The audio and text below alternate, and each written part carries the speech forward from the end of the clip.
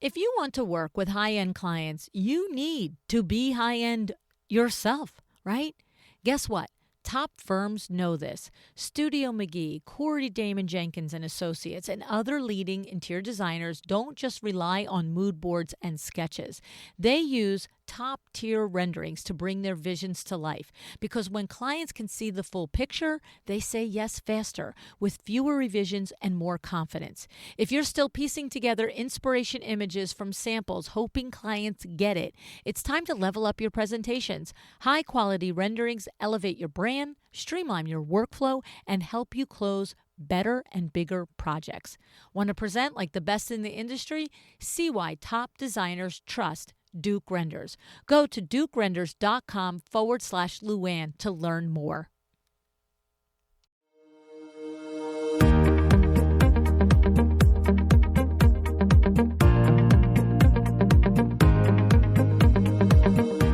Welcome to A Well-Designed Business. My name is Luann Nigara, and I'm so glad you found this podcast. Together with my husband Vince and our partner Bill, we have grown our company WindowWorks from the ground up. So I know and I understand the challenges you face in running your interior design business.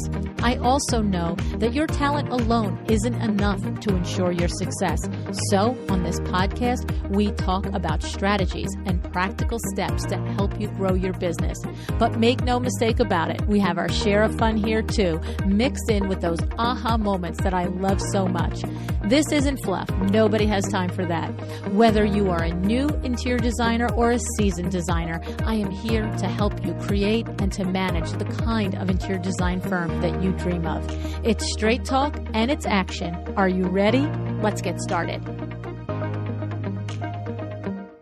Hi, welcome to A Well-Designed Business. Today, I am so excited to welcome Mikel Welch back to the show.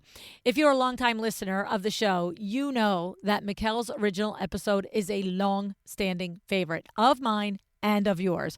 I have re-aired it. I have referenced it many times over the years, and with good reason. If you've missed it, you've got to go back and check it out. Mikel is a celebrity designer, an Emmy-winning TV host with experience on HGTV and TLC, appearing on The Steve Harvey Show, The Today Show, TLC's Trading Spaces, and Quibi's Murder House Flip. Most recently, he's been the in-house design expert on the Drew Barrymore Show. He has a list of accolades a mile long, both on the television side and in traditional design world. He has appeared in Elle Decor, Oprah's Favorite Things list, and a showroom at the Kips Bay Show House. Okay? Now, in the first episode, we heard that Mikel didn't just fall into success by accident or luck. He put in plenty of hard work, blood, sweat, and tears along the way, starting with no experience and couch surfing his way quite literally to a design career. Today, he's back to share what he's been up to since appearing on the podcast in 2018. And like his first episode, this episode is less of a how-to and more of a peek into Mikel's story. But whether you are a hopeful future celebrity designer, whether you're dreaming of designing for Kips Bay Show House one day, or you're simply looking for bigger features and opportunities to come your way, Mikel's story is loaded with plenty of valuable lessons on putting yourself out there, on being resilient, on saying yes even when it feels scary, and jumping any hurdle that the world puts in front of you. Now, before we hear from Mikel, let's take a minute to thank our show sponsor, My Doma Studio. Let's face it, being an interior designer isn't just about creating beautiful spaces. You're managing projects, keeping up with client updates, and staying on top of millions of moving parts. My Doma Studio makes all of that easier. With My Doma Studio, you'll streamline your processes, organize your projects, and keep client communications running smoothly, all in one place. It's like having a virtual assistant who never drops the ball. Go to mydomastudio.com/a well-designed business and get 20% off your first 3 months. Because when your business runs better, you can focus on what you do and love best, and that's designing. Now, let's hear from celebrity designer Mikel Welch about his journey to success and the lessons that he's learned along the way.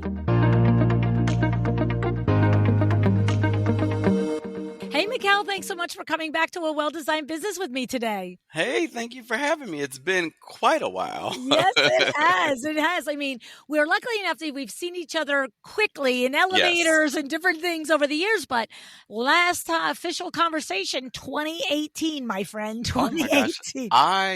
I felt like it was like maybe 3 years ago, but clearly time is flying faster than the car I'm driving right now. So I didn't realize, but hey, I think we're gonna catch up. That's Wow, it. 2018, that's crazy. It's crazy. It's crazy. And I have to say, I went back and listened to the first interview, and I told you a few moments ago, I think I've re-aired that interview at least twice, possibly 3 times as a repeat, because the lessons from your first interview, Mikel, are so truly like just there's just so like it's just such a case study in, oh, look at you, how lucky you are that you're charming and you're handsome and all the doors open for you. And it's like, no, I spent years, couch surfing my friends' Oh houses, yes, parlaying one job after another, talking my way absolutely. into things. I was like, this man is grit. He is grit and talent. And So part crazy. and You have part to have a crazy. spoonful of crazy. I think God gave me two extra spoonfuls, and so that's how this came about. Yeah. Well, and what's funny is, I mean, we just spent about 20 minutes talking before I hit Yes. record. And I'm just going to share with you just a kind of real time observation that I'm having. Okay. And we've only talked 20 minutes. And I Yes. didn't share this with you. So you're hearing it just like our audience is hearing it. Okay. It's funny, but I can almost feel the change in you. Oh. Yeah, like I can, like when you were here the first time, and I'm sure many of these qualities are going to be there. When you were here the first time, there was truly a sense of, I'm only a few steps removed from digging out my career and finding my path and creating where it's going to go. And everything about your body language, our conversation so far, just a little bit, is much more of a settled gentleman who understands the ropes. I don't I don't know why, but I just get that sense I that, love it. I think it's the right? blazer. I think that's what it is. The last time I think I was in a sweater and we've upgraded to a blazer, and that will make you feel sophisticated. It could be true. It could be true. I mean, visual cues are all the things, right? Well, and I've got my signature tracksuit on. So, I love it. and of course, I just dated myself by calling it a tracksuit instead of a warm up suit. So there you go. That's funny. Anyway, all right. So, like, I could go a million places. I could go Yeah. furniture line. I could new store in Lexington, in New York City. I could go Emmy. I could go Drew Barrymore Show. Like, where do you want to go? Where do you want to start, Mikel?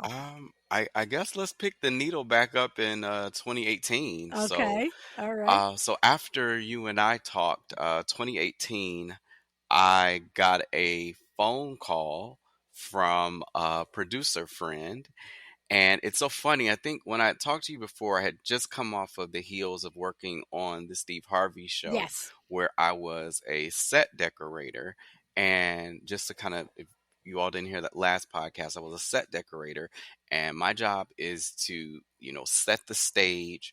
Let's say Martha Stewart's coming on to promote her new cookbook. I would design a kitchen, we roll it out. She stands in front of it, does her thing. Well, from that, I won't say the designer because he's very, very well known, but said designer missed his flight. And because he missed his flight, my producer said, hey, get out there and do the segment. Because at this point, I had done HGTV Design Star. And, so they're like, hey, you can do it. But that really gave me a lot of momentum. So after the Steve Harvey show ended, I was kind of bummed because I'm like, okay, what do I do now? But what I didn't know was that all of my coworkers would begin to go to other shows. And it was almost like I had to let those seeds, you know, flourish into a tree, because Oh. what happens is these people start calling you back. So I get a call 2018, and former PA of mine, a production assistant who used to run errands for me, says, hey, um, they're shooting the new season of Trading Spaces. Like they brought the show back. And I'm like, yes, I saw it last year. Well, they're like Genevieve Gorder can't come back this year because she's filming her Netflix show and the time is not matching up. And we'd be interested in having a conversation. So I'm like, oh, great. This is like, amazing. Well, I get on the phone call and the producers are like, hey, what's your schedule like? Da da da da da. Okay, we'll get back to you, next week. And so we get off of the call and I ask my manager, I'm like, so when is the audition? And she's like, no, you got the job. Like, I'm like, I didn't even audition. You have arrived, sir. And I'm like, how did this even happen? But it was honestly, they had watched YouTube videos and they literally said we have one episode left and either you can take it or come back the following year if we get a third season. And of course I'm like, no, we'll take this immediately. And it was cool because I ended up getting paired with Vern Yip on the Oh, episode, and ironically he and Genevieve both were my judges on HGTV Design Star. So it was like this big full circle moment that's where bonkers.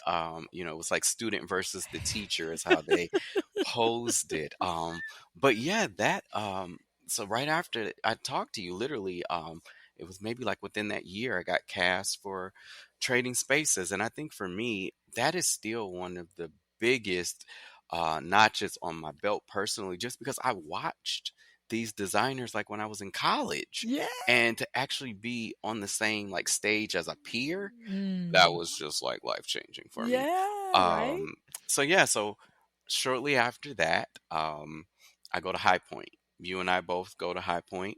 I was in charge of giving a tour of actually I was at Las Vegas Market. I take that Okay. back. I was at Vegas That's Market. probably where we ran into each other in the Yes. elevator that time. Yeah, everybody loves Vegas Market because the hotels are much better than High Point. So, and anybody who's listening knows, like, we love High Point, but we love The Vegas for biggest the hotels. hotels. Yes.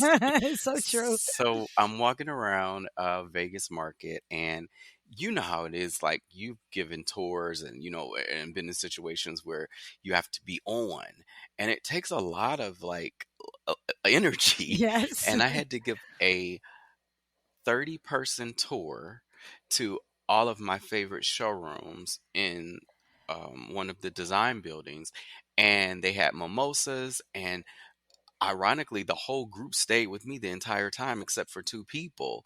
And so by the time I get finished with this tour, I really just want to go back to the hotel and go to sleep Yeah, at you're 1 o'clock in the completely drained afternoon. energy-wise. Yes, Yeah. it's like, it's 1 o'clock in the afternoon, but I'm done. Yeah, and you're And I not have my forming coherent syllables anymore. no, not at all. And I have my mom with me, Oh. and she decides that she wants to collect a sample bag from every single vendor. Now, for those who don't know, every time you go into a showroom, you have to scan your badge. They want to have a quick conversation with you as a whole thing.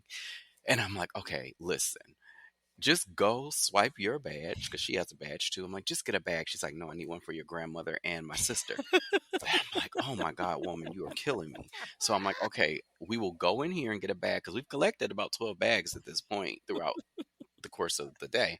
So we go inside and I'm like, I don't even want to go in this showroom. They have horrible artwork. And as I'm walking, I said, I don't even know. I pointed at a piece of art and I'm telling my mom, like, and not even loud, I'm like, I don't know why they would put that medallion on this art. And this woman turns around and she says, what did you just say about our art? Ooh. And now I'm looking at my mom like, oh my gosh, like now I'm in a situation. I'm like, well, I probably would have done something differently. And the woman said, well, what else do you think? What, could you walk around the showroom and show me? And I'm like, oh my God, I've got to give this woman a consultation. So I'm really upset because we came in here to get bags and now this woman is walking me through the I wanna showroom. go back to my hotel. But at the end of that 45-minute conversation, I'm thinking, it's a sales rep. She's going to give me her card. Her name is Melissa. I love Melissa. Melissa is the vice president of YHD, Yosemite Home Decor. And she said, we've been looking for a designer that we could partner with to help us revamp our furniture. Wow. And she said, there are several things we do need to change. And that turned into my first furniture collection with Yosemite Home Decor in 2019. So my face was plastered all over, Oh my gosh. market. I was on elevator wraps. It was just the craziest thing I've had ever experienced. And that was a year and a half of creating like a 20-piece collection for their brand, which is now sold everywhere from, gosh, it's on House, it's on, all modern Wayfair, like it's all across Wow. the internet. So yeah, I got my first furniture collection. Now, Um, let me ask you a question yeah, about that. absolutely. When that woman Yeah. asked you your opinion because she heard you, Yes. do you know, did she know who you were, or she just heard, like, she just saw that you were a designer and made an assumption? Like, I mean, it doesn't matter one way or another. Yeah. Nobody's actually going to start walking in insulting Right. showrooms just to see if they get noticed. But Right. it's not exactly a strategy we're going to recommend. No, But I'm no, I don't curious, do you recommend that know if she strategy. knew who you She were? did Because you not. were, oh, because you She were did not. recognizable in Yeah, 2019 but and she 2018, but didn't. she It, didn't. it just so happened, Interesting.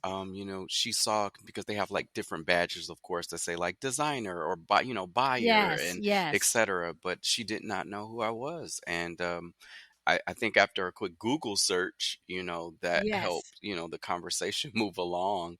But yeah, that was a big moment for me. So I did that collection, worked on it for a year and some change, and that literally had to be right after I talked to you because it Yeah. came out in 2019. So it Wow. would have been right around that time, and maybe I couldn't even talk about it, but it was happening in that Right. moment.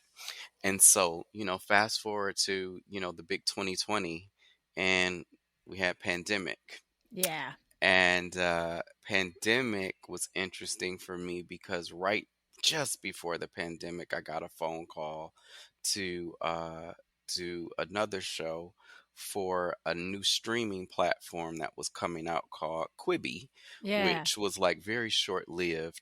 And I got asked to do a show called Murder House Flip, and it was the craziest show I've ever worked on. Also, the best paying show I've ever worked on. So I will come back anytime if they decide to bring that show back. Um, but yeah, I ended up doing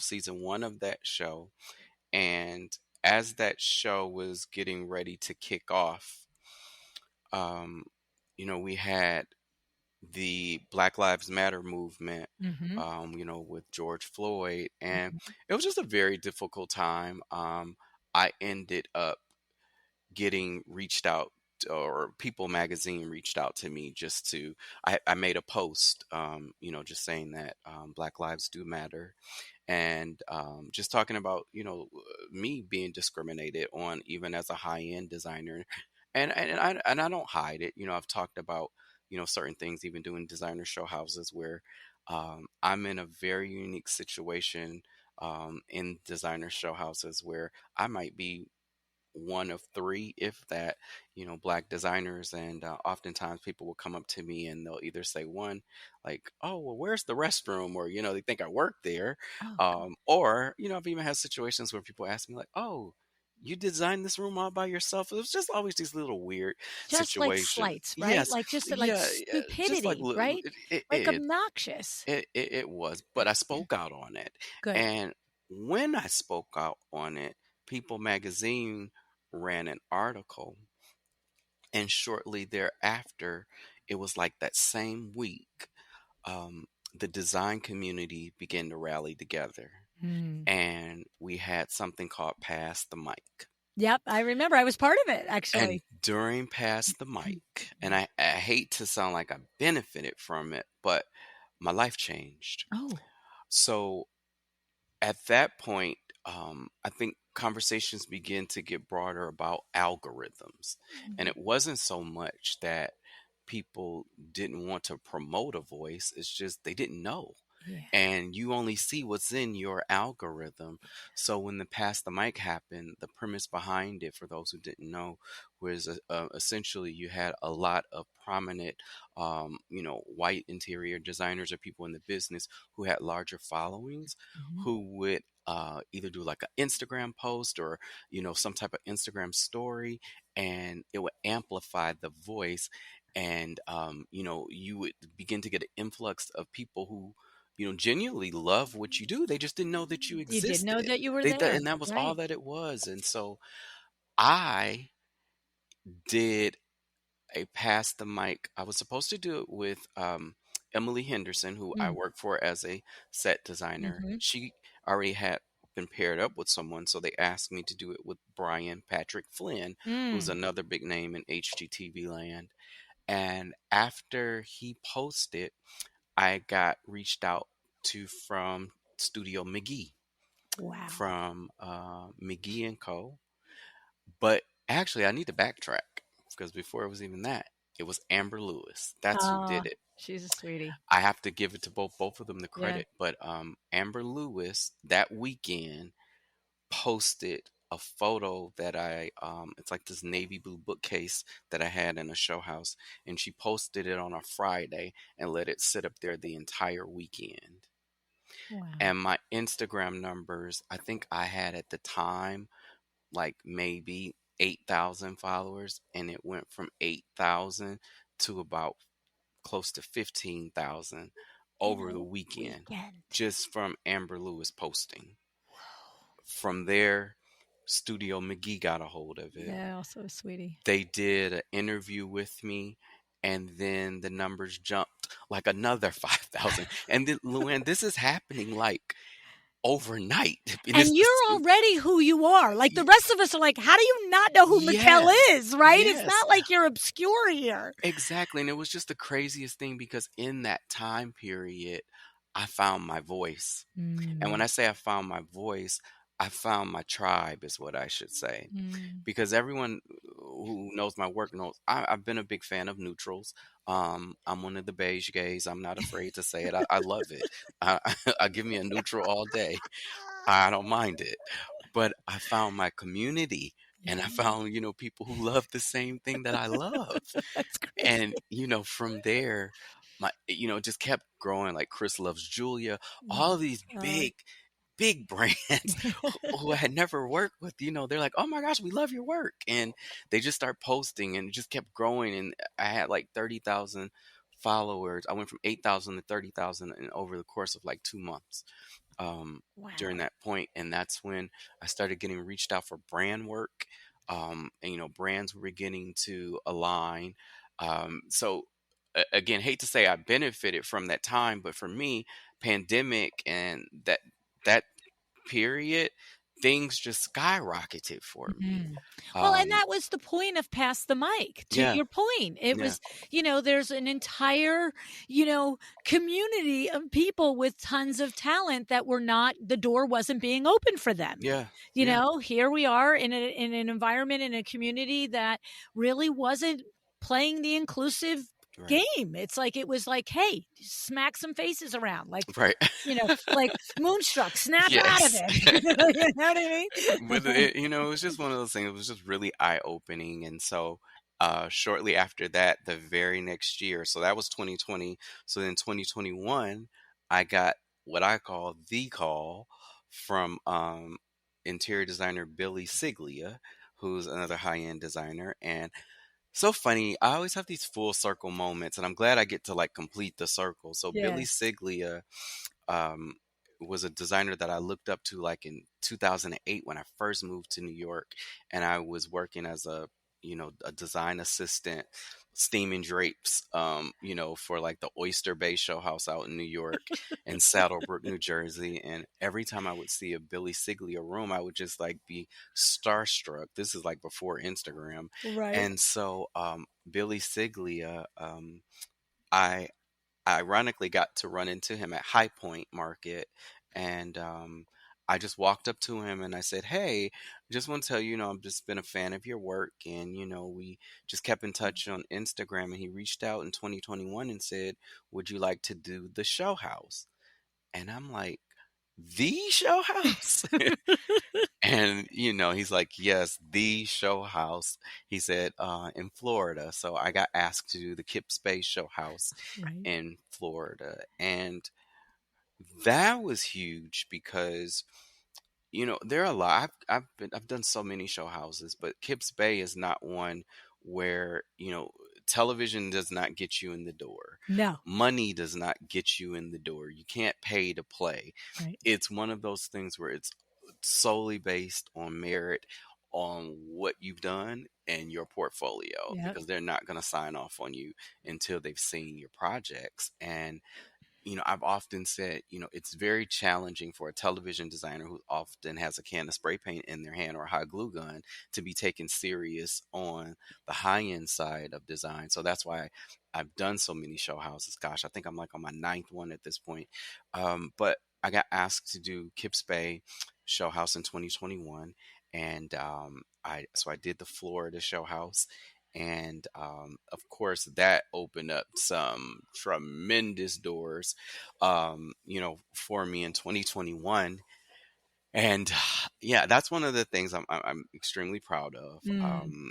That it was a very difficult show house. It was everything that they said it would be. Burned a hole in my credit card, but Yep. Kips Bay was basically like it was so funny. The other show houses were a boot camp, but that one opened up the door where I think I begin to be taken a little more seriously Mhm. within the high end design world. And that's a question I have for you Yeah. is, um, with all the things that you have going on and all the Yes. different, I'm going to use the word objectives within your career, right? The different Yes. pillars. So residential high end design is on that list. Like, are you, I guess what I'm saying is I think of you as a television star. I know that you're a designer. It's not that I don't think of you as that. Right. I know that's how you started and that's all the things, but I guess I didn't realize, do you have a current roster, or do you often keep, whether it's 3 or 5 or whatever projects a year? Because you wouldn't do Kips Bay if that wasn't a thing, right? Right.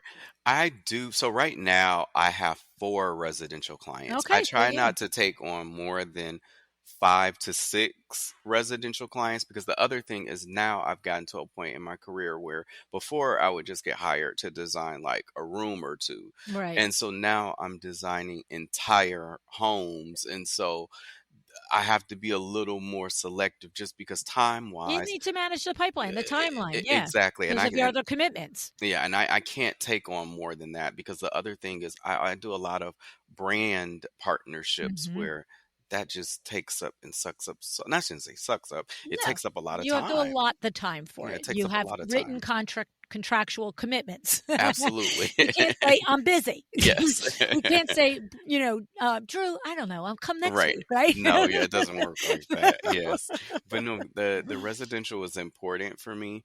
Mm. But it was also something I needed to do for myself because I'm a self-taught designer. Oh, And to be able to be among the ranks of huge design names like your Jamie Drakes, your Sheila Bridges, like yeah. you, it takes a lot of work to get to a point where you can walk in the room and be peers with these people. And we're going to Right. come back to that Kips Bay in a second, because Okay. that one comes full circle as well. But yeah, so 2021 did Kips Bay. At this point, I get another phone call. And remember that same Steve Harvey show that we keep talking about? Yeah. I swear I owe Steve Harvey a check at this point. I get a phone call from my producer, my executive producer or co-executive producer from the Steve Harvey show. And he had brought me to the Harry Connick Jr. show. He does a lot of Mm. startup TV shows. Mm. And, I'm always like a set decorator on the show. So he says, "Hey, can you come do an episode of the Drew Barrymore Show?" And I'm like, "Yep, yes, of course," like immediately. So I do an episode and they say, "Hey, can you come back in 2 more days?" And I'm like, of course I can come back in 2 more days. Do that episode. They're like, "Can you come back next week?" And me and Drew just we're on the stage, just rocking it out. And this interview is different because we're not face to face, but um, I can kind of poke the bear, and I know how to, I can get people to give me a reaction. And so Drew Barrymore is painting something, and I looked over. I'm like, "Girl, what are you doing? It looks a mess." And so And she loves it because she's like, "Oh my gosh, I love that you can just like call me out like that." And at the end of the segment, she said, "Hey, I like where this is going. Can we have a larger conversation?" And I'm like, "Yeah, we can have a larger You certainly conversation." can. We can have a And very large conversation. yes, yes. But what was interesting about that moment is they offered me a contract to, um, only work on the Drew Barrymore show. Because at this point, I'm doing like the Kelly Clarkson show, Tamron Ah, Hall. Like I'm on I'm working the talk show market because I literally have friends who work on all of these shows. And anytime they need a segment, they're like, "Hey, can you jump on?" And I'm like, "Of course." But I came on exclusively with Drew in 2021, mm, and that was huge because I before the season started, before the second season started, they said, "Hey, can you be in the promo video?" And so I got to actually be in the season two like commercial. yeah. So that was really cool. And so now I'm still with them. We're on season six at this point. Gosh, gosh. That we're heading into. We just wrapped a couple of weeks ago, so we start back up in September.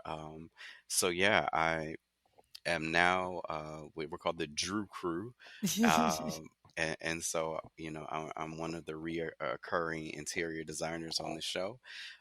So yeah, so that's been you know another career moment that I can't see. It's hard to. I guess I shouldn't say like, one is bigger than the other because Nah. they're all amazing. So Well, and each one almost has to happen for the other one to be available to you to happen, yeah, right? You have to keep doing really good in the opportunity in front of you and giving your best yes, and being exceptional and giving 110% so that it's noticed in somebody. Because listen, like you said, you have that one opportunity and like 8 or 10 or 20 colleagues or whatever, they all go off to different shows, yes, but you're getting the call and getting the referral for the way you showed up with the work ethic in the initial place, yes, and because you that weren't was the only one they could call. There's correct, other employees, right? There's correct. other coworkers. Yes, and that's so funny. I wish, for those who didn't get to hear our first interview, please go back and listen because you will hear the stories of, where I had to work 18-hour days. Oh, I worked 12 hours on the show and then I have to work another 6 hours on my segments after the show, yeah, sleeping on friends' sofas in order to make these things work. Even like yeah. I remember, I don't know if we talked about this, but back then I would even, my first television job, I was making, I think, $800 a Yeah, week. you were spending like 600 on a 600 rental on the car. rental Yes, car, yeah. I remember. Yes, I'm like, "I'm not making any money off Right, of but this," you were but getting back and forth to work and you were showing up, right? exactly, and it's those same people now was just, like, kind of seed planting and paying it forward, and it's hard, especially because I talk to a lot of younger people who are just like, "Well, how?" And as hard as it is, you have to give it time, and I sound like the old man now, it's like, "Just give it time," and it's so true. You really do have to give it time. There is no fast forward button. It's just there's not. You And you just know have what, too? I think a lot of people, there has to be, I feel like there has to be an inside voice gut check, right? yeah, Because there are probably 10 situations where objectively you would say in a different scenario, in a different opportunity, I'm not going to make 800 and spend 600 to show up with a 200 net for the week. But correct. there's a gut check on, you know, sometimes you absolutely know what the opportunity is, and sometimes you just have a feeling Yeah, that this is what I should do. And that's the moment that courage has to step in. Because absolutely. I guarantee you, your mom, your friends are like, Mikkel, sweetie, what are you doing, my friend? Yeah, Why are you netting 200? You're renting this dang car to go back and forth. But whether you knew the opportunity was there because you knew the connections, or you just had the gut, the inside voice going, I'm going to do this. yeah. I'm going to do this thing. Yeah, I remember that from the interview. It's one of the highlights that stuck out for me. The couch surfing and, Yeah, well, you then that's know, the only reason I could do it. My friend let me sleep on his couch for free because he's like, "Yeah, chase that dream, go after." hey, before we get to the show, I want to do a quick shout out and a thank you to Kravit Inc. for sponsoring the podcast. I want you to know that it's time to discover luxury for less with Kravit Furniture's popular upholstery trio, the Jazz, Porter, and Taylor. Now, with improved pricing and faster production times, these stylish frames are available with a 6-week turnaround. Can you imagine furniture in 6 weeks? Kravitz's exceptional service combined with great pricing makes them the perfect choice for your next interior design project. Go to kravitz.com to learn more and sign up for your design trade account today. After it. I mean, yeah, Um, but so after 2021, gosh, that's only 4 years ago. It wasn't that long ago. I know. 2021, so Drew Barrymore is kicking off and get another phone call. And this is so funny because I've been on so many TV shows, but it's a gift that, well, I shouldn't say, let me backtrack. I'm always frustrated because I feel like I get on the show and it lasts for one season, then it ends. And I'm like, oh my gosh, God, why can't I get past this like one show curse or one season curse? Well, it's actually been kind of good because your face doesn't stay out there so much where the producers get tired of seeing you. Okay. And so I got a call in 2021 um, to do a large streaming platform show. And I'm like, okay, when you say large, you think of big two. It's either got to be Netflix or Hulu Right. in my eyes. And it was for Netflix. And so um, I, oh gosh, another full circle moment. So that furniture line we were talking about, Mm-hmm. I was promoting my furniture line at Vegas Market. Now the furniture line is out, and a woman comes up to me, and she's like, just introduces herself, and she's like, "Oh, I love your collection." Da da da. Da. I'm a contractor. Well, 2 months later, I get a message from her saying, "Hey, I think my producers are reaching out to you about our new TV show. We have gone through 6 interior designers, and the network is not a fan of any of them. And you're going to be number 7. We're tired of because at this point the cast have been selected. So there's a contractor, designer, robotics person, and an engineer. And the designer they just couldn't lock down. And so she says, we really want to they want to bring a new designer in, but every time we audition one, we all have to come to the interview to make sure the chemistry works. Yeah. So she says, I really want you to get this job. Like, you have to get it because we're tired of this. Please save us. And so, so funny. So I met the whole crew the night before they auditioned just so we could have dinner and just have some natural chemistry. Mm. But the next day, the chemistry was already there instantly. Wow. I will say there's so the other designer Brooks Atwood from HGTV, he's hilarious, and we are polar opposite, but it just worked. Mm. And so we shot Hack My Home on Netflix, and if you haven't seen it, just like go back and watch the episodes. They are hilarious. But um, we won an Emmy last year I for know. Hack My Home. It's amazing. So Hack My Home got an Emmy, and we were shocked. Like, we got the call saying the show was going to be nominated. It was just like, really? We're a first time show, and we were up Wow. against like Jenny Mars, um, and a few other bigger names. Might even been Joanna Gaines. I don't remember, but I just remember Wow. Jenny Mars because we talked to each other on Instagram. Um, and yeah, we won. I We know. I won. remember that post. I remember you putting the post up, and I thought, holy crow, Yeah, because this we is didn't think we were amazing. gonna win. We were just happy to Amazing. be in the building. And you should have seen, like, if you had seen it, like our seats were like literally, we were up under the camera. I'm gonna email you that picture. We were the last table in the room, all the way in the back. Like, I'm up under the jib shot camera. That's the camera that pans over the audience really tall. We were up under the camera, Yeah, they didn't literally. expect you to win, so they didn't sit you up No, front. no. As a matter of fact, when they say we win, if you go back on YouTube, you don't even see my face until we walk on the stage because our table was so far away. Yeah, we're Um, not showing the path up. It's like an hour long. exactly. So yeah, so we do the show, and that was 2022. The show came out last year in 2023, and while the show is coming out, I got a DM on Instagram from a woman named Anita Yakota. And Anita is an interior designer based out of California. And she has a huge Instagram following. Wasn't even following her, but she probably came along during that same 2020 movement, from my Amber Lewis and Studio McGee's. And she says, "Hey, I know we don't know each other, but I just wrote my first book, and my agent asked if I knew of any other designers who would be a good fit. And I've been following your account, love your work, and I forwarded your info to my book agent." You can't Uh, make this up.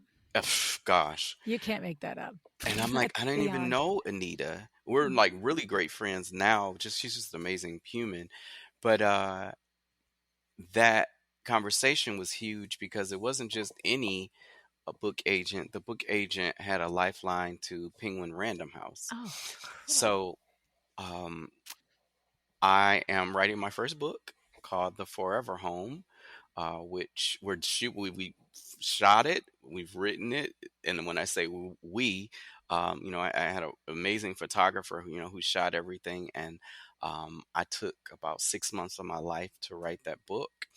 And it comes out October 14th. The pre-sale is out Of now. 2025? It's in Yeah, presale now? Okay. 2025. As a matter of fact, I got to pick the cover of the book about 2 months ago. Wow. So now the pre-sale is out, and I'm excited. So the book is a we're calling it a workhorse in the sense that these are examples on how to set a living room, the appropriate size for a rug, in your bedroom. So there are lots of diagrams, not just pretty photos. Right. So how to pair certain colors, how to style a bookcase. And that was one of the most difficult things I could have ever done in my life, was to write a book. Mm. It was been on my bucket list. But as an interior designer, I think oftentimes somebody like myself, I'll say, who is self-taught, to me it's a god-given talent. Yeah. I can't put to words why this vase works next to this stack of books. It's Right. just I You know move it it. around till it You looks just good. know it. You just know it. Yes. You know it when you see it. Yes, and I know we keep talking about High Point. I think High Point is like the theme of this this conversation. I was just on a panel this past week. I did a keynote with with Dennis Scully and Nas and Jeremiah Brent, and we were Yeah. both laughing because he was saying he agreed. He's like, "Yes, it's like so hard. Like we don't know. Like you just move things around until it looks good. But when you write a book, that's like You you got to can't. say how to You do have it, my to. friend. Yeah. So I had to really dig deep. But full circle with the book. So Drew Barrymore wrote the foreword to the book, Oh, and which is I'm going to tell you that story in a second. okay. But Shay McGee was the initial person I reached out to, um, and I said, "Hey, would you mind writing the forward?" And she's like, "Well, I mind, like, of course." So she wrote a beautiful, 2-page forward for the book. And then I made an announcement saying that, I was writing my first book, and I'm at the Drew Barrymore Show getting ready to, get dressed to go on the stage. And Drew walks past my dressing room, and she's like, "Oh, Mikel, I saw on Instagram you posted that you have a new book coming out." She's like, "I'm sure you probably have like a fancy designer who's writing the forward, but if not, I'll write it." And I'm just like, "Who? In what world?" Right. You It's got to even pick crazy. between Shay and Drew. Well, that was the thing, because initially you only really have one, and uh, my agent was just like, "Okay, well, when you have these names, you can't say no." And so, so now I have a double forward from Drew Barrymore and Shay McGee, with quotes from Aaron Napier from HGTV Wow. Hometown, um, Sheila Bridges, Oh, Steve Harvey, wow. and Carmion Hilton. Oh So, my or Hamilton, sorry, goodness. Carmion Hamilton. Yeah. So yeah, I've got some really strong people who back me Yeah. on this book, and I'm just so fortunate. So But that's you having created and nurtured these relationships all these years. It's not just Yes, very true. Yes. Right? It's Yeah. like it's the same as Yes. you said about Kips Bay. You can't buy those recommendations. You can't, No. those are you either genuinely feel like you have the relationship to ask, number 1, and Yes. they want to do it for you, number 2, because, like, when you do a recommendation for somebody like that, like, I don't know how I'm sure they feel the same way that I would feel or you would feel. It's gotta be, like, a thing. Like, you're not gonna put your Correct. recommendation on something. Shay McGee, Drew, they don't need their name in another spot, No. right? So it's not like, "Oh, good opportunity for me." It's like, Correct. it has to be like, I believe in Mikel, and there's something meaningful that I can say about him and his body of work as a man and a designer that's valid, because otherwise, why bother, right? Yeah, and I will say that was one of the most nerve-wracking things I had to do was to try to put a book together with Shay McGee writing the forward. It's like every picture that you have, you cannot embarrass her.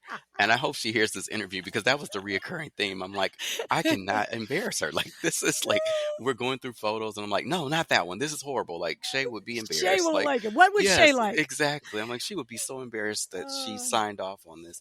So you know yeah, what's so funny? You know what's yeah. funny? I've interviewed Shay twice, both in Okay. 2017, and I have a scheduled interview with her now for Okay. 2 weeks from today. So I'm gonna tell her what you said. She'll love that. You know, there she and Sid are amazing. I flew to Utah. Mm. They did a big I forget what they promote so many things. I forget what they were promoting this time, but I flew to Utah so I could like actually go and like, see them in their element. It was a lot of fun. Yeah, But talk yeah, about a so power couple, right? yeah, they are, but they're just very just down to earth, Yeah, like people, yeah. and that's the part that I love. As a matter of fact, I did one of my first Instagram lives with her. She hadn't, she'll love this. She knows the story, but her, because I did the Instagram live in my dressing room at the Drew Barrymore Show, which is so funny. Um, and it's still saved on Instagram now, but her phone wasn't updated. And so she was having all types of trouble. Like the call kept dropping, but she would go back in. Each time she went back in like Oh, 3 times. And she didn't have to do that. She could have been like, okay, it dropped. okay. I'm Yeah, out. whatever. I'm But out. no, she made it work. And so what was interesting is when I get the call to do the book, I get another phone call. Like the phone just keeps ringing and I'm just so grateful. It's just like that's why I keep telling be patient, people. You It gotta comes be in the back. yellow pages, right? Yeah. So this time I get a call from Kips Bay and I'm like, okay. So Kips Bay, like they have several branches. You have like New York, which is like the nucleus, Right, right. and then Dallas, right? Dallas, and then you have Florida, yeah, well, Palm Beach. And Palm so I Beach, would yeah, say, hierarchy wise, it's kind of like they're all great brands, but 100%. New York is going to be, like your Neiman The Marcus. granddaddy, right? Yeah, and Yeah. then Palm Beach or Dallas, they would be like Nordstrom. So they're both great, but Yep, one sells a little more exclusive that's pieces. right. And so I get the call, and it's the call to do New York, Whoa. and I like wanted to drop the phone because when they ask you to do Kips Bay, like you just say yes, like That's right, and you you asked Drew if you can go and have time off. exactly. It's just like, yeah. So I got asked to do the Kips Bay New York show house, and I got a bedroom.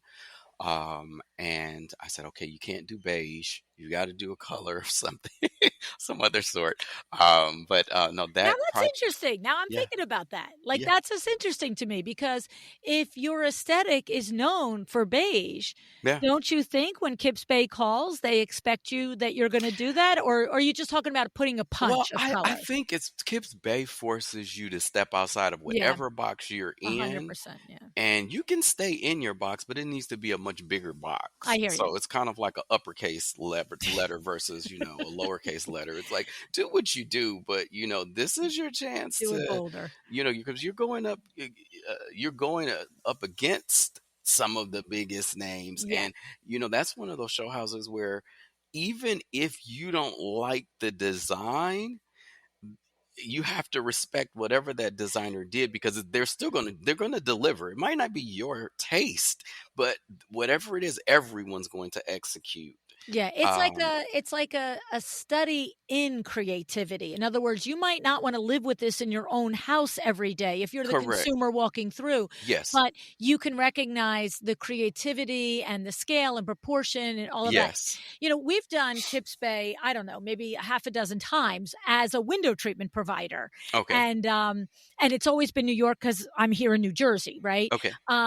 And I mean, you know, we're brought in as a vendor. I'm not, saying it, but to watch the process and then Yeah. to see the rooms come together and like you said, the pushing of the envelope and the Yes. level of creativity, it's like playground for an interior Yeah. It's the designer, right? design Olympics. Like, Yeah. everybody is bringing it. Like, Yeah. no one is slacking. So you have to deliver. And the pressure, right? Yes, Because it's extreme yeah, pressure. because This I'm is gonna tell you, I know I have had to stop myself from this very pedestrian thought when I've walked Mhm. through as, here we are, vendor day, trade date, or whatever, Yes. of looking at a really ridiculously creative room and going, "Well, that's just weird." And I'm like, "Luann, check yourself, girl. You couldn't have designed that corner over there, and you're gonna sit here and have an opinion on this room? Like, why don't you just check yourself?" But that's what happens. It's like you are automatically being judged. Like, Yeah. literally, it's like, it's gotta be nerve-wracking. That's all I can say. It is. It's nerve-wracking, and then you also have to remember, again, just going back to it, I work in television. Yeah, I so am you're getting extra DIY. judged, I am right? hot glue.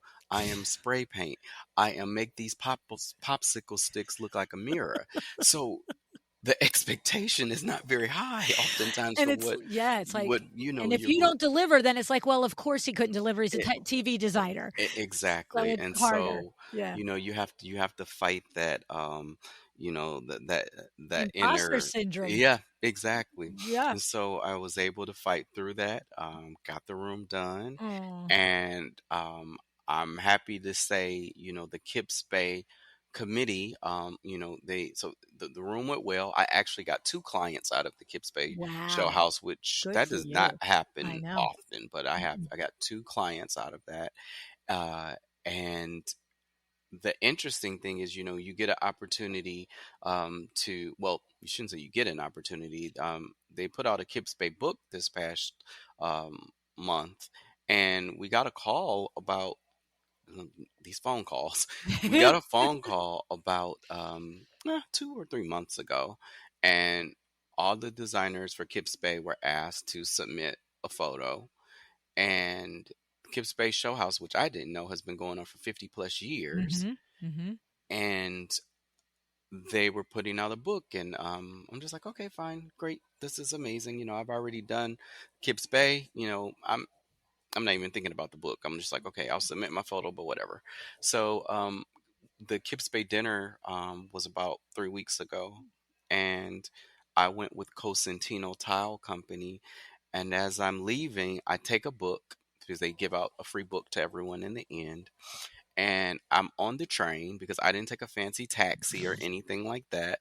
Um, you know, In his tuxedo on the yeah, train. in a tuxedo on I the know. train. It was such a New York moment. I just needed like a slice of pizza or a That's hot dog. it. Or a And bagel, something to yeah, make it totally exactly. like New York, right? Yes, I'm sitting on the train I think I was sitting on the E train heading to Queens because I love to stay in Long Island City just because I can see a view of Manhattan, which you I don't get when know, you're in right? Manhattan. Yeah. So I'm riding back to my hotel, and something just said open the book because I didn't open it, was still in the plastic.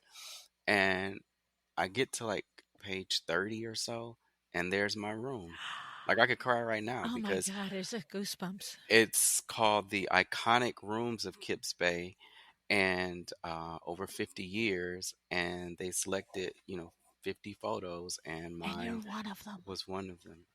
Mikel, Iconic Rooms of that's Kips like right Bay. up there with the Emmy, right? That's like a interior design Emmy. It is because it was, and they only put Kips Bay, New York rooms in there, so Yeah. that was, again, I keep saying Jamie Drake, Sheila Bridges, like, these are huge names that you Yes.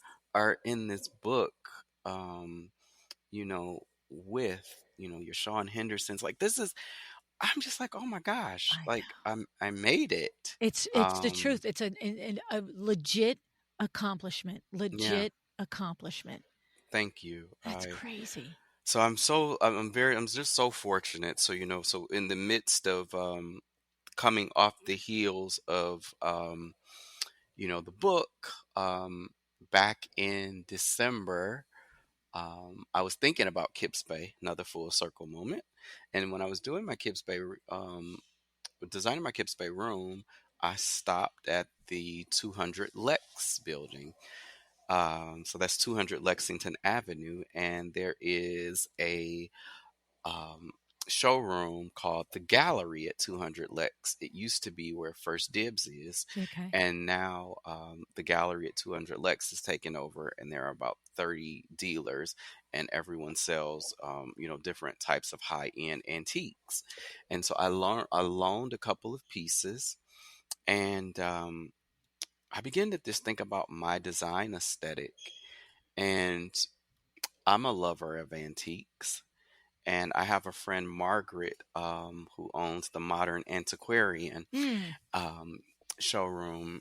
And I just asked her, I'm like, hey, Margaret, what is it like being a dealer? And she's like, the best thing ever. She's like, you get to fly around the world, pick things that you love, and share them with the world.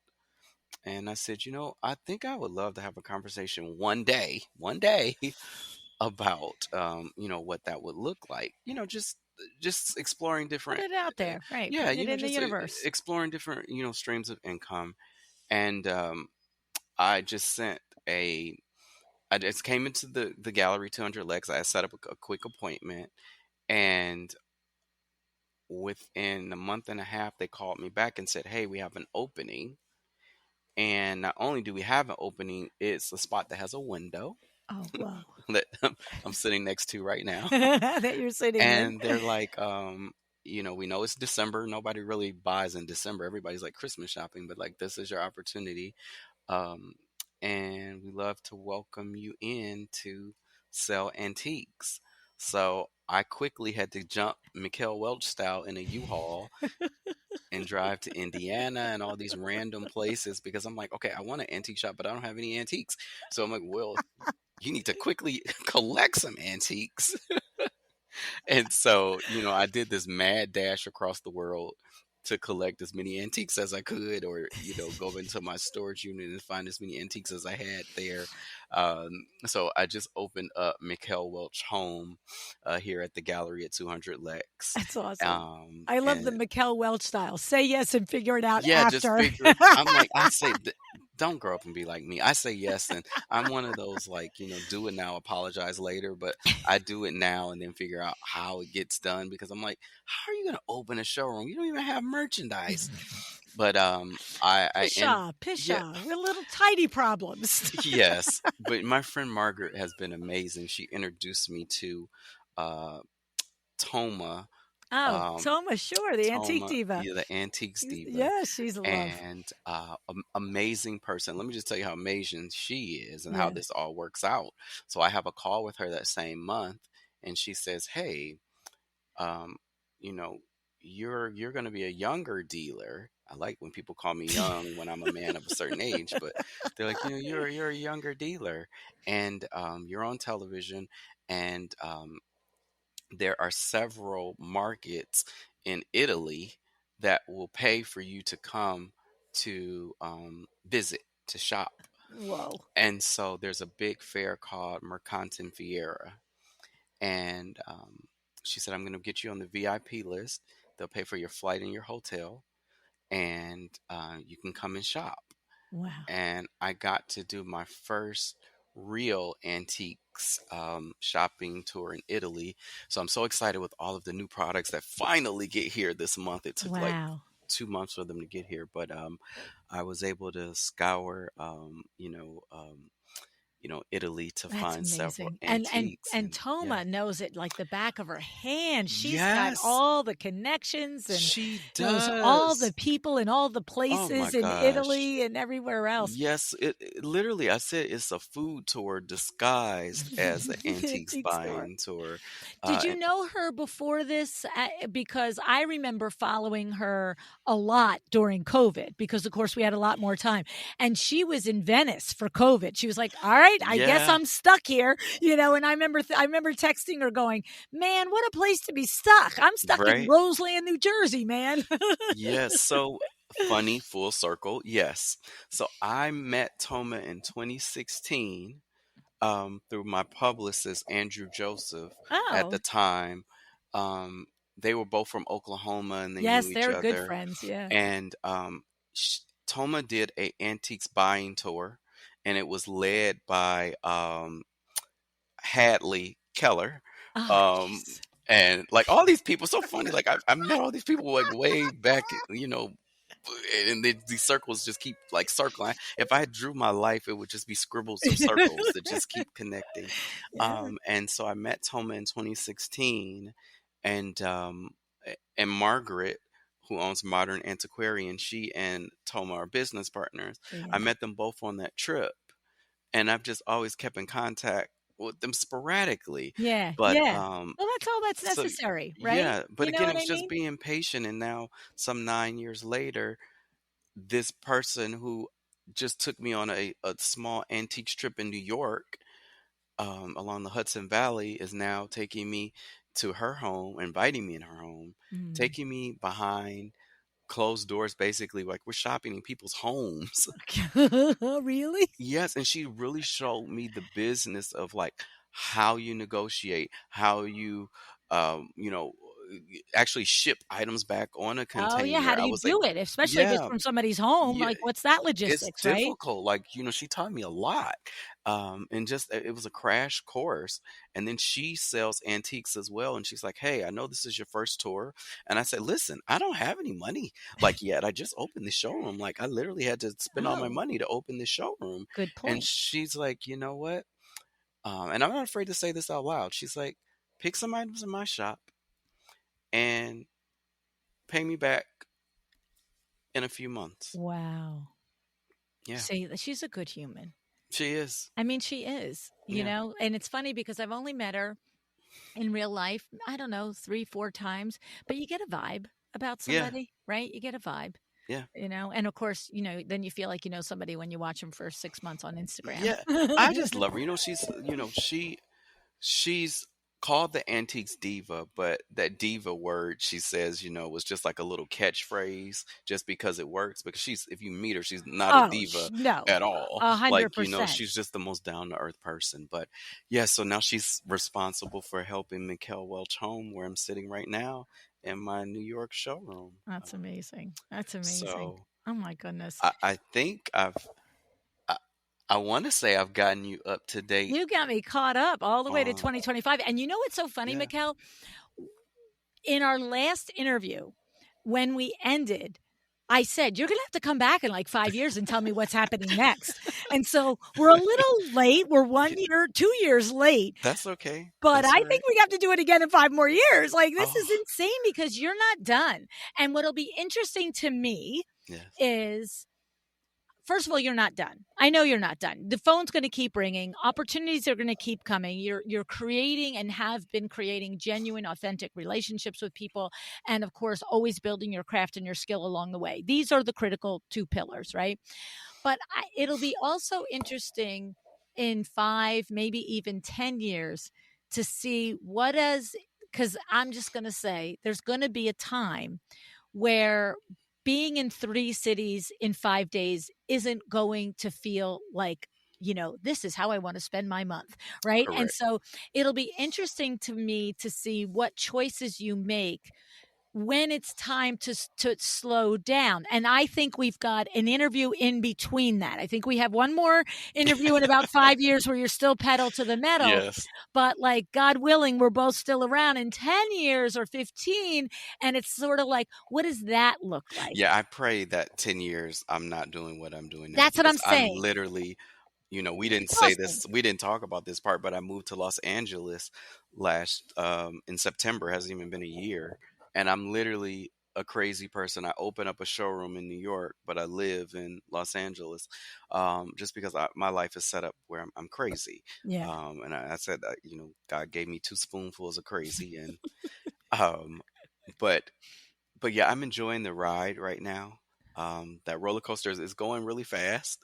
Some days I'm like, why did I get on this ride? But I'm very fortunate. We were talking about this right before the interview started. I try not to complain, or but I'm human. I do, but I always have to go back to that gratitude and remember I asked for this, and all those things that I like prayed for, they're finally happening. Mm-hmm. And I don't take it for granted, because there are so many other people who wish they had these opportunities. And Mm-hmm. so yeah, so actually it's so interesting. This chapter in my life, I've decided it's time for me to give back. Yeah. I'm going on my ninth show house, and one of the first show house I ever did in New York was the Hampton Designer Show Oh House yeah. that Tony Manning puts on. And I reached out to Beth and Stacy on his team, and I said, "Hey, I think it's time for me to give back, and I'd love to join your board." And Mm. so I just joined the board for the Hampton Designer Show House. So me and Libby Langdon Oh, love Libby. are chairs on the Hampton Designer Show House. So designers out there listening, if you're looking to, break into that high end world, and you feel like that portfolio, Is is ready.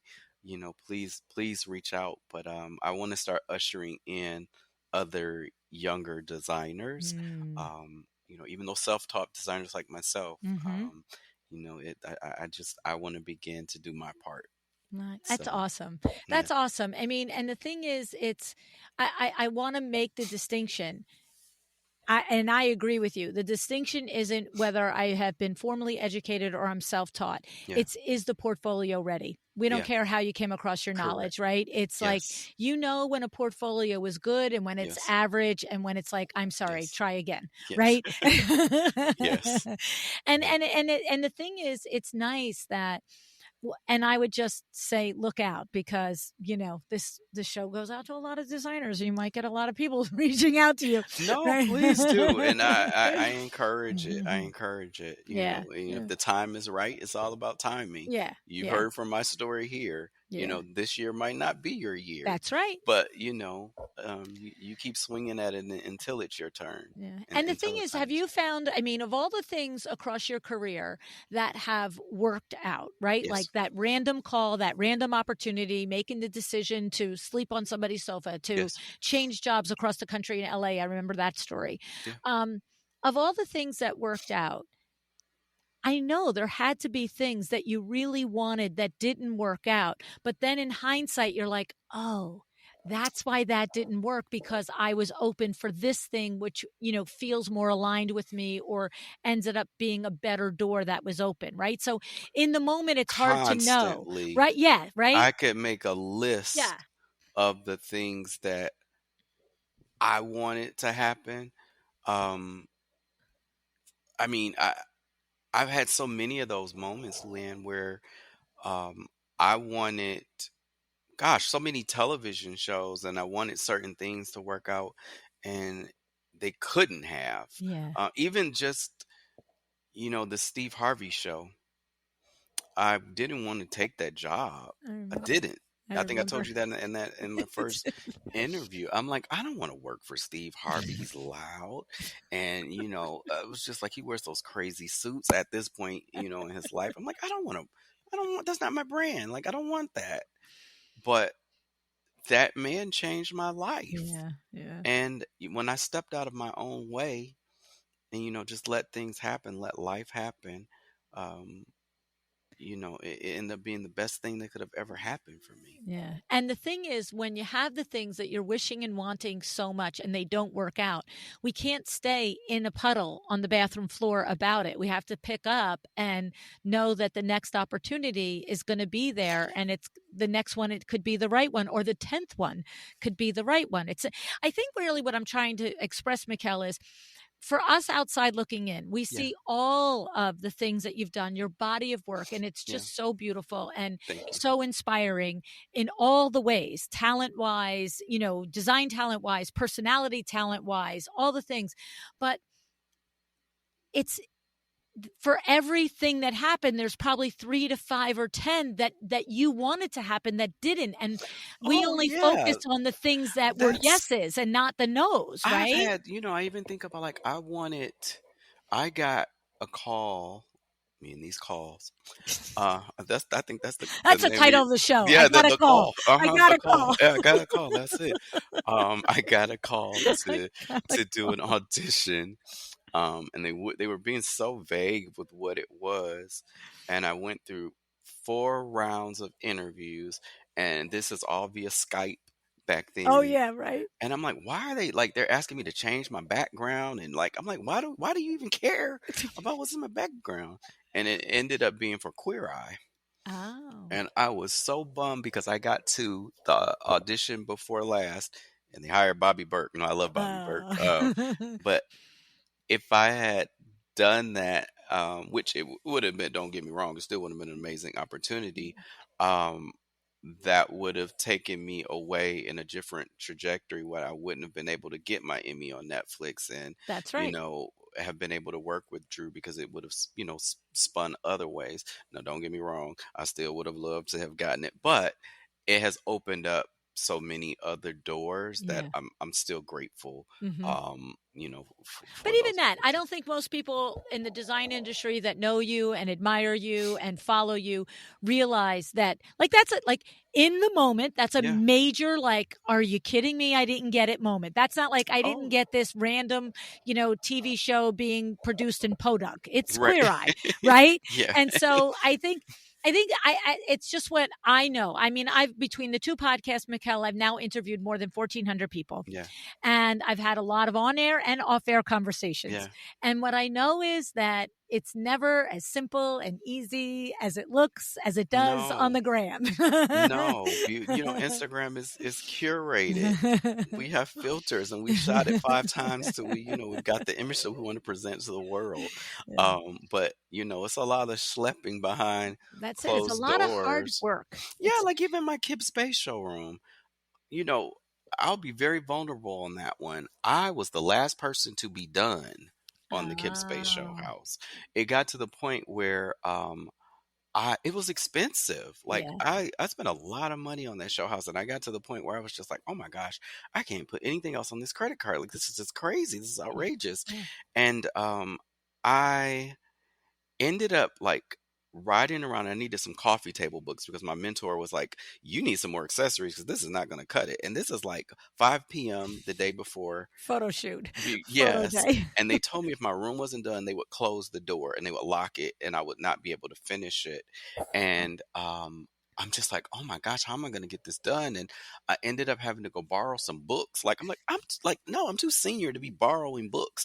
And, it's Kips Bay because you're overthinking everything and you're going Yeah. crazy. And I remembered there was an accident on the freeway and I was stuck because of this accident on the way back to Kips Bay, and I didn't finish my room until 5 o'clock in the morning, and Oh, the photo shoot was at 8 a.m. we've done that. I've done that. I've done that at Kips Bay. Oh We've my been there till not gosh! 5 a.m., but 1 and 2 going, holy crow, Oh, we got to get, it where's the was steamer? Where are the drapery pins? What yes. is I'm going like, on? it was 5 a.m. when I finished that room.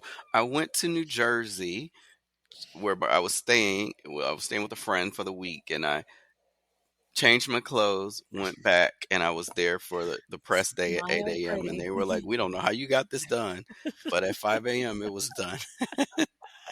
You do what you got to do. And I think that is Yeah, also the recurring lesson from you, yeah. Mikkel, is Even that now, yeah, that's what I'm saying. You do what you have to do. If you want it bad enough, then you have to work for it. And you have to be willing to, show up with all the grit and to create those relationships along the way, and to just like you always kind of check yourself and say, yep, okay, little humble pie here is just fine. Like, Humble pie, and don't embarrass Shay McGee because that room was going in the book.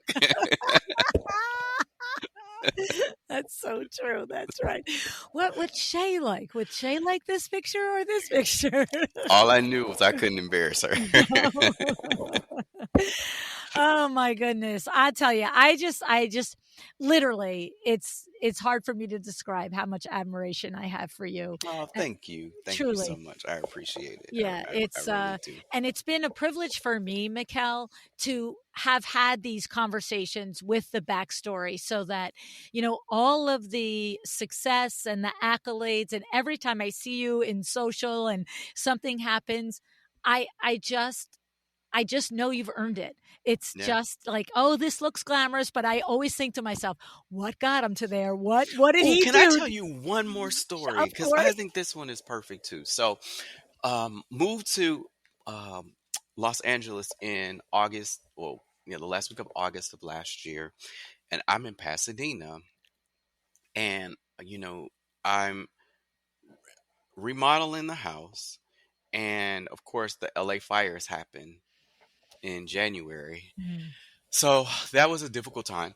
I ended up having to move in with my sister mm, for a month. Just luckily, my house didn't catch on fire, but like several neighbors lost their homes, and mm. it was just really difficult. So now we're starting to rebuild the community, and I'm starting, like, I had a lot of windows broken and just like a lot of Mm, debris in my house and mm. soot.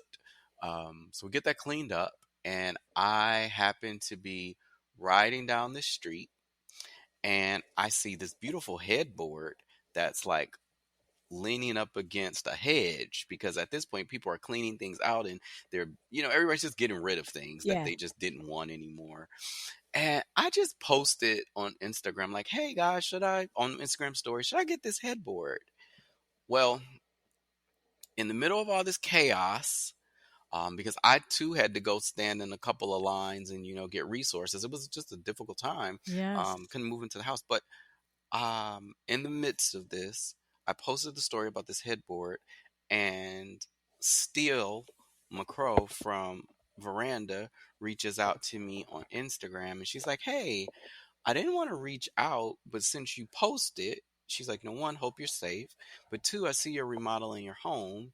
We would love to do a story on Veranda, which is like basically a love story to Los Angeles about rebuilding after the fires. Wow. And she's like, I know you're one who's not afraid to like tell the truth.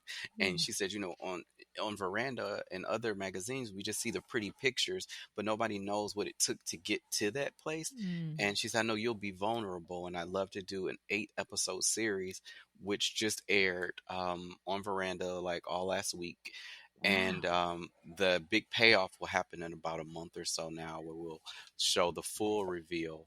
Um, but yeah, Veranda, I got to like literally 8 full Instagram posts. Like if you go on Veranda right now, you'll see my face like Wow. all over on their Instagram account. But that was one of those things where I didn't know that fire was going to happen, but No. something good. That's the second time something good out of a negative situation has kind of played Yeah. in my favor, and just how you navigate, and switch Yeah. that, or make a switch during those difficult times. So yeah, Luann, the phone just the call. I got a call. I got a call. I got a call. I I got a love call. it.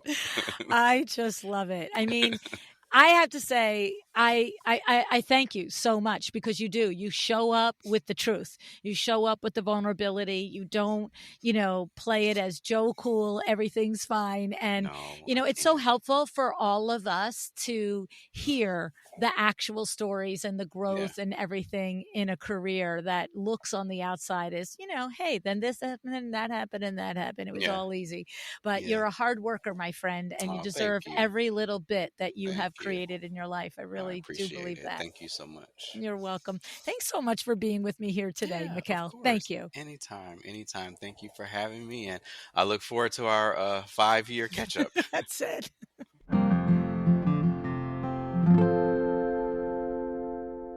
What I love so much about talking to Mikel is his balance, his refreshing sense of humility that includes the gratitude for the opportunities that have come his way, but also his matter of fact look at all of the hard work he's put in along the way.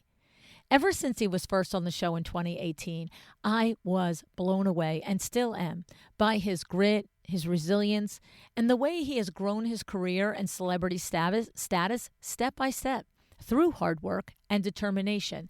And it's clearly still the way he works today. It's easy to look at celebrity designers and think to yourself, oh, they must have gotten lucky. And of course, Mikel would be the first to tell you that luck plays a part. But luck alone does not do this. You know, luck alone didn't earn Mikel his place in the design world or the television world. Luck alone doesn't impress Drew Barrymore and urge her to offer him an exclusive contract. And luck doesn't land you a spot in the Kips Bay show house or a featured photo in the Kips Bay book, right? He had to prepare to be lucky. And how? By being willing to step outside of his comfort zone, by pivoting to whatever opportunity presented itself, by analyzing that opportunity, by taking the risks along with taking advantage of that opportunity, and by embodying this absolutely impressive commitment to saying yes and knowing that he will figure it out, right? I know from the questions I get and the conversations that I have that many of you are planners trying to figure out how to make opportunities happen for yourself. This is a good thing. It's admirable. And it's something I believe every designer and business owner needs to do. But preparing all day long and then panicking when an opportunity comes to your doorstep and not really rising to the occasion because you're afraid you can't do it or because it's out of your league or because somewhere deep down you're not sure you deserve it. That part, you see? I can't teach you how to get noticed by celebrities, and neither can Mikel. But he can show us that if you have a willingness to say yes, to jump in and take on things that scare you, to get comfortable with being uncomfortable, through Mikel, we can learn that this can pay off and it can catapult your career in whatever way that means to you. Okay? I also want to talk about what happens when you get the no's. Mikel's story about not getting the spot on Queer Eye could have been a defining moment for anyone, right? No one would have blamed him if he threw it in the towel after that and said, okay, this isn't for me. But he didn't. He took it in stride. He moved on to other opportunities, and he looks back on it as just another turn in a winding road that he's still on. A road that now includes giving back, being part of opportunities for other designers, dabbling in dealing antiques. I mean, of all crazy things, right? But this is the thing. He's always open to the next new thing and looking at it, analyzing it, and if it makes sense, risking whatever he needs to in order to make it happen. Mikel is a force of nature, the kind of person you might say is a magnet for opportunities. But I believe the real secret sauce is that he has the spirit and the drive to make things happen. When you focus on your ability to make things happen, then you don't wallow in the missed opportunities because you know they are in fact just bumps on the road. And since your inner being knows you are the one paving the road, you have the juice to keep going. That's that secret sauce of Mikel. So if you are listening to this and you've been inspired to do something a little bit scary, a little bit out of the box, I say high five.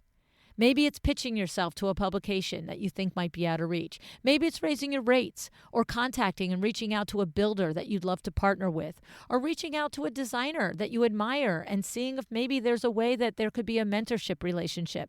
Whatever it is, this is my challenge to you. Pick the scary. Put in the work. Be resilient when you hear no. and be prepared to say yes and figure everything else out, because you know in your gut you can. All right? So thank you so much, Mikel, for your humility, your insights, your time, and your story. I could talk to you for days and days, hours and hours on end. So inspired by you, have been since the day I met you, and I just cannot say how much I appreciate that you took your time to spend it with us today. And thank you so much for listening. I hope that you enjoyed it and that you are inspired as much as I was by Mikel. Decide to be excellent.